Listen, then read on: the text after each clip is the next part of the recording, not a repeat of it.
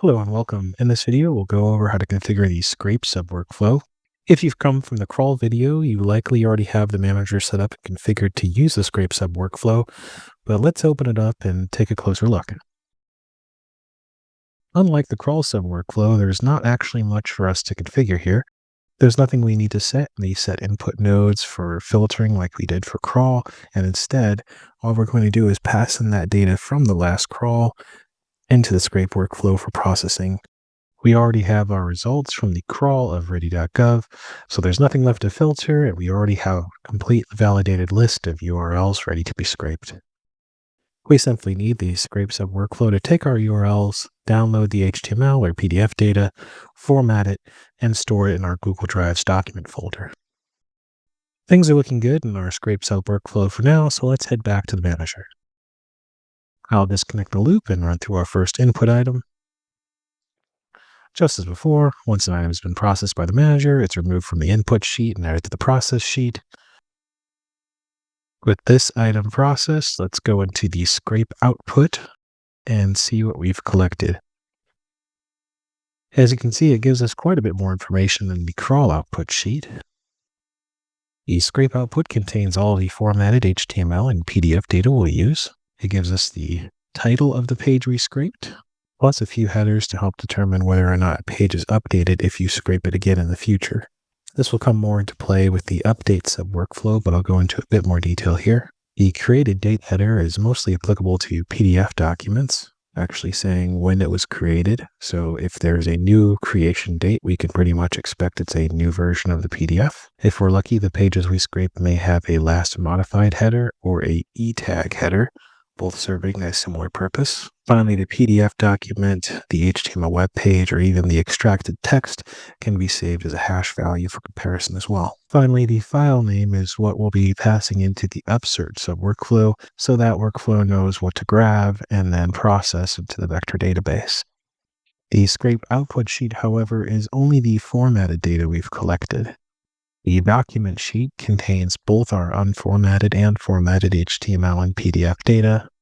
I like to keep both the formatted and unformatted HTML and PDF documents. It makes it easier to compare what's actually been removed in the formatting process, or if I need to revise my techniques, I have the original data to work from. Unlike the manager or sub workflow output sheets, I don't usually clear the document sheet. Instead, I usually let this data just build up after each job so that I can compare how a website changes over time.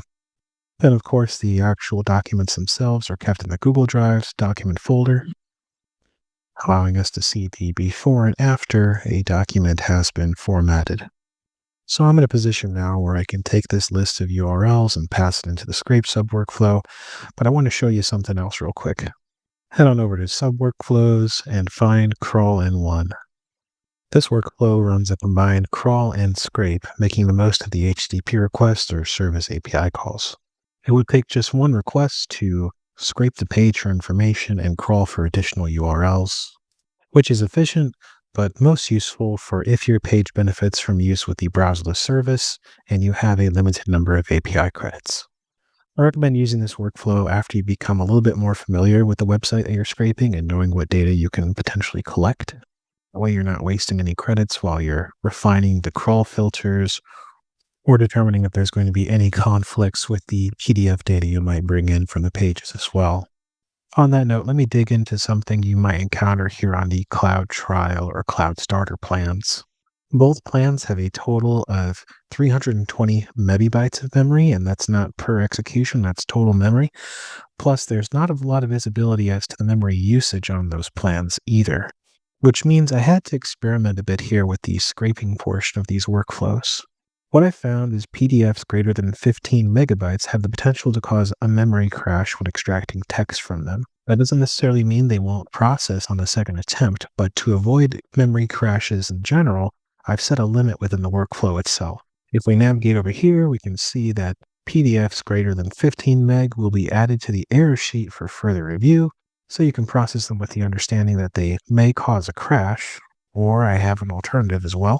We can offload that processing onto another service called Transloadit, specifically their OCR service.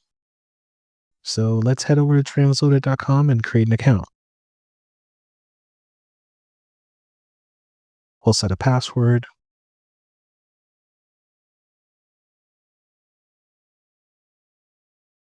Verify the email address. And create a workspace name. Then just skip this section. Let's go to credentials and copy the auth key for SDK and API and put this in a safe place. I'll also reveal the secret and copy it to a safe place as well. We have the section here in set inputs where you can put the auth key and secret we just collected. We can also enter the OCR provider. Transloadit works with the Google Cloud OCR or AWS Textract. If this field is left blank, it will default to the Google OCR service. Both of those services also have free tiers or free trials, but it would require linking a credit card, so Transloadit wins here. I have a Ready.gov's preset in the manual node, which is over 15 meg. It has quite a bit of white space in the document, so I set the service to take each page in as an image, run the OCR, and provide back those results. N8N then combines those results into a single text document. I'll run this so you can see. It takes a minute or so, depending on the size of the document. So I have this loop checking every 15 seconds until the job is finished or aired out.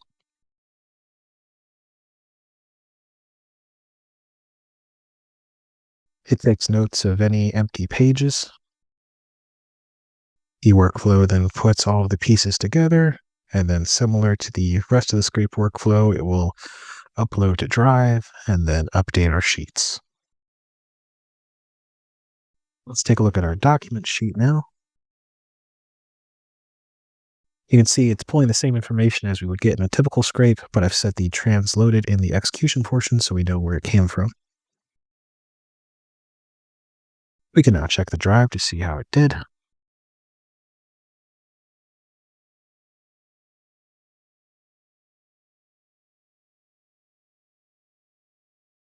Looks like it did pretty well.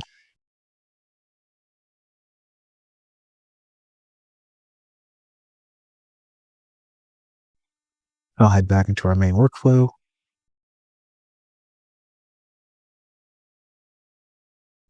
If you end up using this service often, you can link it directly into the scrape or :1 workflows by enabling this node and then mapping the sub-workflow. Okay, so let's review. To prevent memory-related crashes from PDF text extraction, I've set this fork in the workflow to document PDFs greater than 15 meg, and you, of course, can adjust that and optionally send those documents off to the Transloadit OCR service or another third-party service of your choice. In my experience, though, that might not be enough to fully escape memory-related issues. I already spoke about a trigger in the manager that's useful in restarting the workflow after a memory crash. However, there's some helpful settings worth mentioning. If I go into the workflow settings here, whenever an execution is run, N8N will take everything that was processed and saved it for later review. If you're processing thousands of documents one after the next, it can really add up quickly. My biggest suggestion is, once you're comfortable with the sites you're scraping, turn off execution memory. You can do this on a per workflow basis, or navigate to the N8N admin console, and we can toggle what executions to save. Generally, if the workflows are successful, we probably don't need to review that data. However, even enabling the saving of failed workflows can lead to a memory crash depending on how much information is being saved. This is why my practice has been to leave the execution memory on for the first few crawls and scrapes just to make sure I understand the site, then turn everything off and just let it go. Again, I've only really noticed this problem on the Cloud Trial and Cloud Starter plans. The Pro plan has double the memory capacity, and I've yet to really encounter a memory crash on it. Something to keep in mind if you're self-hosting as well. Finally, how do you know if your workflow has crashed from a memory-related issue or it's just a basic error? While filming this demo, I did encounter a memory error during the update sub-workflow, so I'll show you that here. When encountering a memory error, typically the execution is completely blank.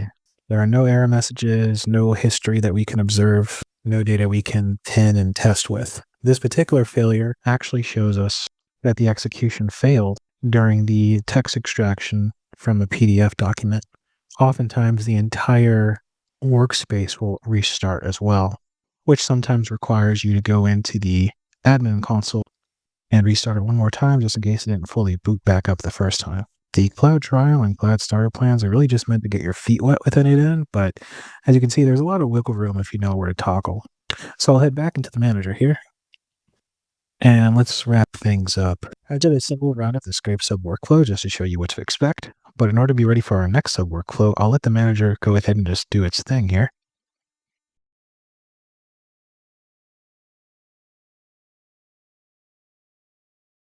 A couple hours later, we can see the task finished successfully. Comparing with the last run, we can see that there's less items here within the scrape run than there is in the crawl run, and that's because some of those items were filtered out. The manager's input sheet shows that there is nothing left to process, and all the PDFs greater than 15 meg have been filtered out to the error sheet. Finally, the scrape output and the documents pages show all the cool data we've collected.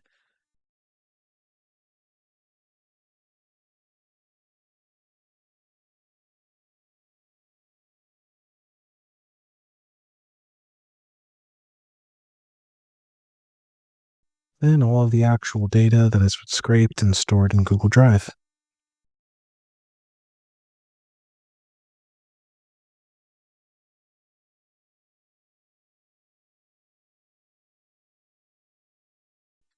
Once done, just like last time, I'll archive the run.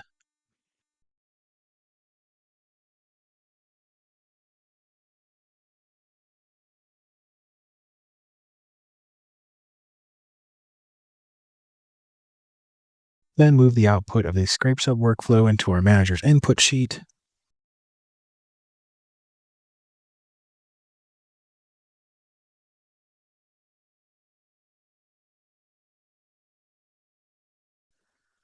I'll set the sub workflow to upsert, and we're ready for the next section. All right, in the next video, we'll go into more detail on the upsert sub workflow and the Pinecone vector store. Thank you so much for watching.